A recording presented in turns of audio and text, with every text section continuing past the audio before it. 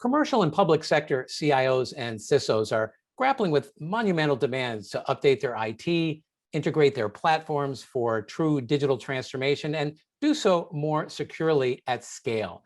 At the same time, they're facing ever more sophisticated attacks while also trying, in many cases, to improve their users' digital experience.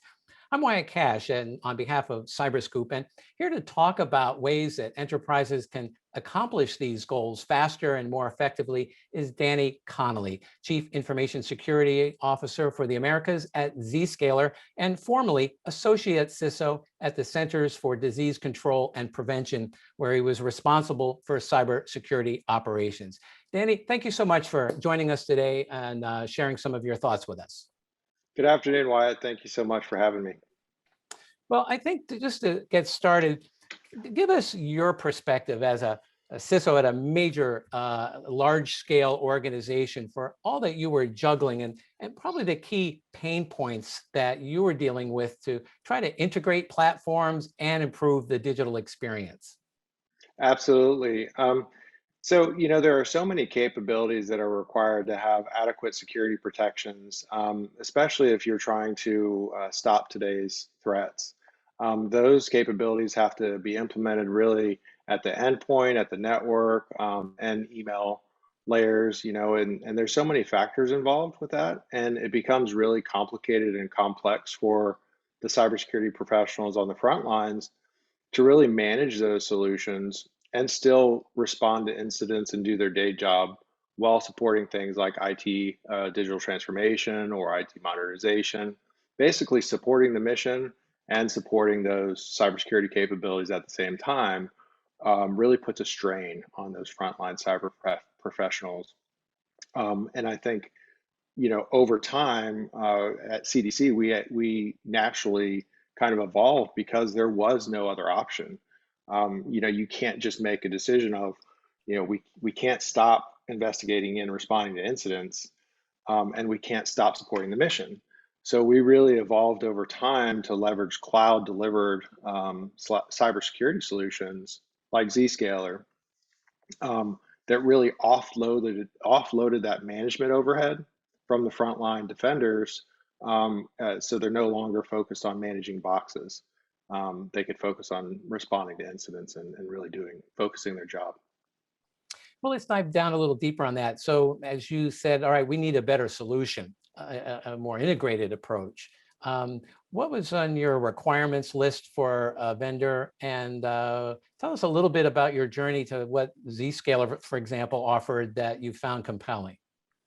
Obviously, FedRAMP being a federal agency, that was the first kind of checkbox, right? It needed to be FedRAMP compliant, a FedRAMP compliant solution. Other than that, how did it meet our needs? We actually would do bake-offs. I didn't really trust what a vendor would say. I probably shouldn't say that now, but so we really tested all the solutions out. We did a lot of bake-offs and really tested it well to see if it met our needs. The other aspect would be TIC 3.0, right, is really a game changer in terms of giving agencies the flexibility they need to embrace things like cloud adoption or users who now are everywhere instead of just in a central location. So really focusing on those two things really and testing out platforms really gave us specific paths that we took. So it sounds like there's a lot of integration and so forth. Talk to us a little bit more about how did you see the benefits of that improving security, presumably across multiple environments? And then how did it also improve the digital experience for end users? Yeah, absolutely. So, I won't name any specific vendors, but if you have a solution that's deployed on-prem and it only functions when a user is connected on-prem, it makes it extremely difficult to do your job when that user is not on-prem, right?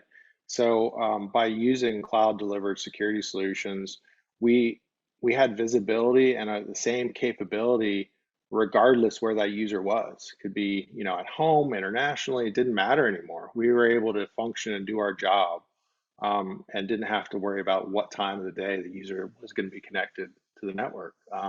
So I think that that really, meets the spirit of what kind of zero trust is after as well, right? Regardless of that where that user is, it's about connecting users to applications and no longer about what network they're connected to.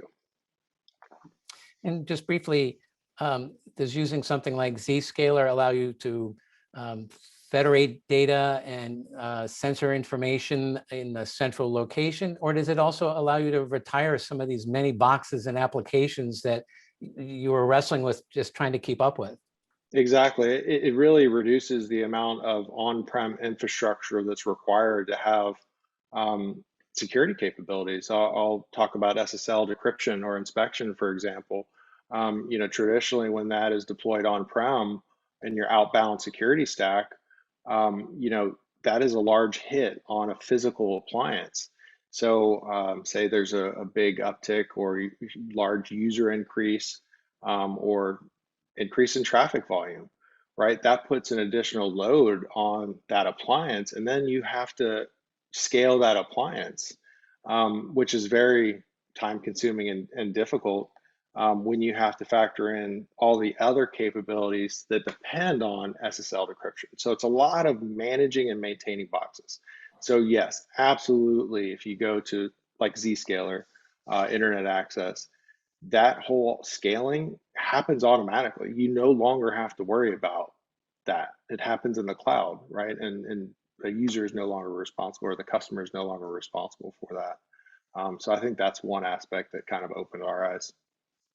And just to double back about the user experience. So can you describe an example of how your management team was able to see improvements on the user front end as a result of what you were able to do on the back end? Yeah, absolutely. So traditionally, before I guess Tick 3.0 and we adopted Zscaler, a user would have to VPN to connect to an internal application. Well, they were also supposed to VPN when connecting to internet resources, so our security preventions or capabilities would be in place. But the user experience was so horrible due to that backhauling, right? You'd have to, connect to the VPN, and then either go to the internal application. But if you had to go to a cloud service or out to the internet, it's multiple hops, and multiple filtering points. All of those put additional latency on that connection and really create a poor user experience. So what we found by going directly to cloud, it eliminates that backhaul. It eliminates that bottleneck and the multiple hops, and ultimately delivers a better user experience. And that better user experience is key to really any cybersecurity capability. If your users aren't happy, you're not going to get anywhere. Like that, that's just how it is. So really being able to leverage that cloud delivered security model really helped. That makes a lot of sense. And lastly, Danny, CIOs and CISOs are facing all kinds of, various mandates, challenges, urgency, especially over this last year. And they're probably in various places in their efforts to modernize. What would be your advice on how to get started in making what sounds like a pretty compelling move, given all that they're juggling? Um, Start now. Like I'm hoping that most agencies have their plans for kind of the executive order or the actions that are required by the executive order, like embracing zero trust, which is not a specific product, right? It's but it can be comprised of multiple solutions.